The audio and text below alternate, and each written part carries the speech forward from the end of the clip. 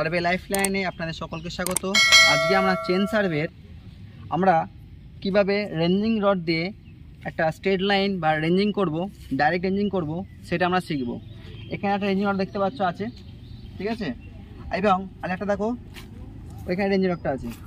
কিভাবে আমরা টোটালটার রেঞ্জিং করব একদম অ্যালাইনমেন্ট হিসাবে, সেটা আমরা আজকে শিখব।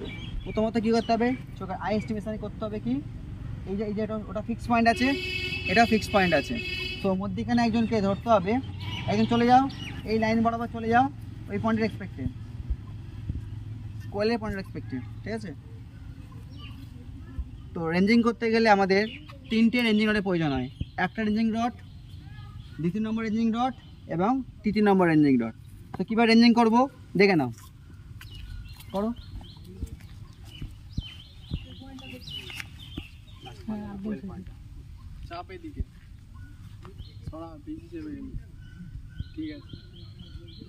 কীভাবে করা হচ্ছে, এই পয়েন্টের এক্সপেক্টে first number ranging rod, second number দেখাও, second number ranging rod and third number ranging rod, ঠিক আছে। কী দেখতে হবে, যে যেন একটা এই রেঞ্জিং রড দেখতে আছে, সেটা আমি একটা রেঞ্জিং রড দেখবো, তখনই আমাদের কী হবে, টোটালটায় রেঞ্জিং করা হবে। এই রেঞ্জিংটার নাম হচ্ছে আমার ডাইরেক্ট রেঞ্জিং।